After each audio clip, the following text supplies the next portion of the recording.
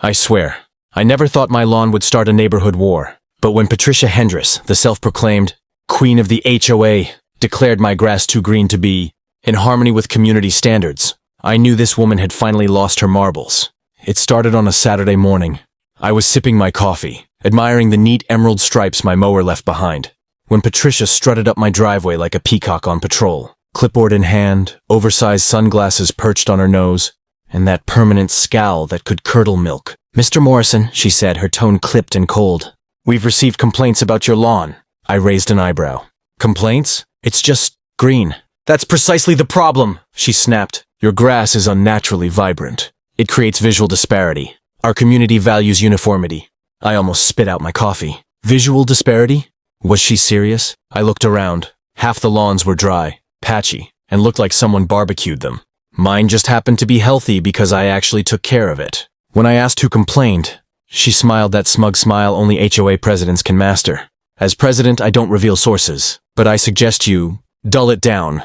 "Dull it down?" I repeated. "What do you want me to do, spray paint it beige?" She didn't even flinch. "If that's what it takes to maintain harmony." "Yes." Then she strutted off, scribbling something on her clipboard like she was writing a warrant. That night, I couldn't stop thinking about her absurd demand. She wanted my lawn less green? Fine, two could play that game. The next morning, I hit the hardware store, loaded my truck with neon pink turf paint, and returned home with a grin that could scare a raccoon. My wife thought I'd lost it, but I assured her this was justice, suburban style. By noon, Patricia's immaculate beige lawn glowed like a flamingo under the sun.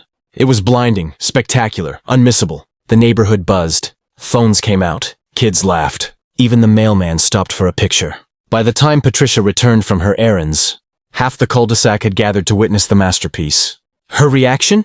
Priceless. She froze on her walkway, jaw hanging open, clipboard clutched like a shield.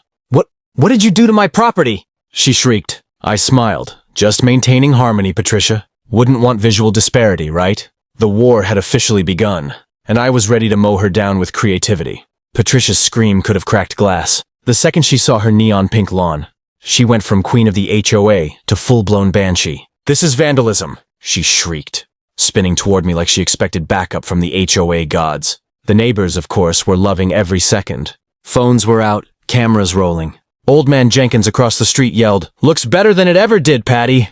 Someone else hollered, "Finally matches your personality." The crowd erupted. Patricia turned beet red.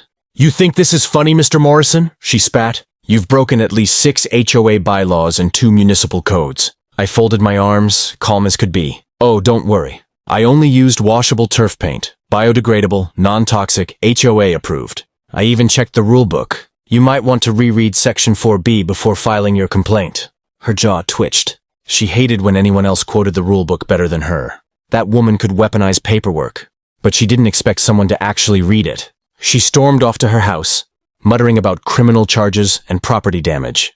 10 minutes later, she came back out with her phone pressed to her ear, shouting at someone. Then the HOA security cart rolled up, because of course our neighborhood had one, complete with flashing orange lights and an overzealous retiree named Carl at the wheel. Carl stepped out, looking like he'd stumbled into a circus. Patricia? Is this supposed to be a prank?" "It's vandalism," she roared. "He painted my lawn pink." Carl looked at me, then at the lawn, and then back at her. "It's actually kinda nice. I mean, it's festive." Patricia nearly combusted. "Festive? It's humiliating." I shrugged. "Guess that's subjective." "Carl, I was just trying to bring balance to the neighborhood. My green lawn was apparently too green, so I figured we'd meet in the middle, with pink." Carl started laughing. He actually laughed. "Patricia, you've been telling folks to repaint mailboxes for color. Harmony. Maybe this is just innovative landscaping?" She glared at him so hard I thought his visor might melt. "Carl, I am filing an emergency board meeting. Tonight. This man will be fined, sanctioned, and possibly removed." I gave her a little salute, looking forward to it. As she stomped away, the crowd started clapping. Someone even shouted, "Jack 1, HOA 0. But deep down, I knew Patricia wasn't done. The pink paint was only the opening shot. The HOA queen was plotting her revenge, and it was going to get messy. By the next morning, Patricia had declared war. Flyers appeared on every doorstep with bold red letters. "Emergency HO meeting. Community disruption alert." The disruption being me, apparently. I found one taped to my mailbox, stamped with her signature flourish. My wife, Sarah, laughed so hard she nearly spilled her coffee. "Jack, she made you the neighborhood villain. Look, there's even a photo of you holding the paint sprayer. Sure enough, she'd printed a still frame from one of the neighbors' videos. Beneath it read, "Vandalism masquerading as humor threatens our community's integrity." Integrity. That was rich. That evening, I showed up to the HOA clubhouse wearing my old straw hat, boots, and a shirt that read, "Color outside the lines." The room was packed. Neighbors. Shoulder to shoulder, half curious, half ready for fireworks. Patricia sat at the front table, flanked by two board members who looked like they regretted showing up. Her pink-painted lawn still hadn't faded, glowing through the clubhouse window like a radioactive garden. She slammed her gavel. "Order! This meeting will address the gross misconduct of Jack Morrison, who has defaced community property and violated multiple bylaws." I raised my hand. "Actually, Patricia, I think we should start by verifying ownership." "The pink lawn? That's your private lot, not community property. Meaning your own rules on personal landscaping apply. Section 3C, subsection 7. The audience snickered. Patricia's nostrils flared. "That's irrelevant. You deliberately humiliated me." "Public humiliation wasn't the goal," I said, grinning, "but harmony was. You wanted my lawn less green, so I made yours more colorful." Someone from the back called out, "Looks better than it did before." Another voice added, "Can we all paint ours?" "I want neon blue." The room cracked up.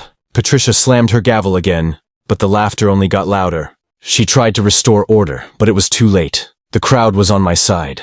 One of the board members finally leaned in and whispered something to her. She stiffened, turned red again, then hissed, "Fine, we'll vote." When she announced the motion to fine me, $1,000 for aesthetic disruption.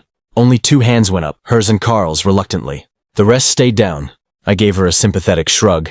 Guess democracy's hard when it doesn't go your way. She didn't respond. She just gathered her papers and muttered, "This isn't over, Morrison." And I believed her.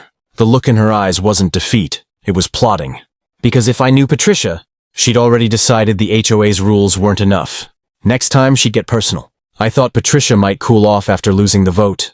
I was wrong. The next morning, I woke to the sound of an engine rumbling outside my house, loud, angry, and way too early for a Sunday. Through the window, I saw Patricia standing on her lawn, flanked by 2 hired landscapers and a pickup truck full of sod. She had on her HOA president's sash, yes.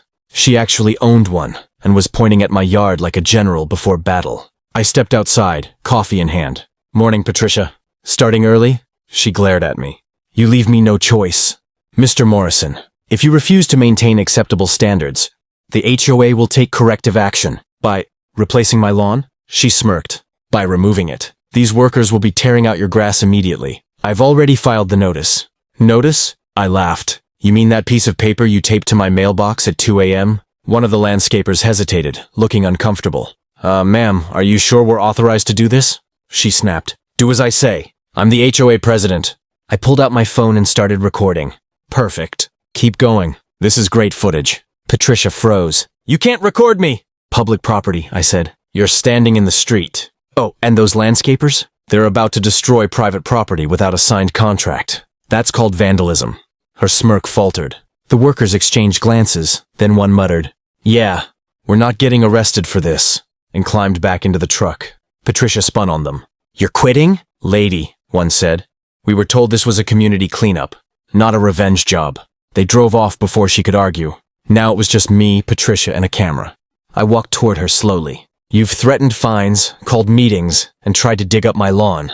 You know what that looks like, Patricia. Harassment." She opened her mouth, but I raised my phone.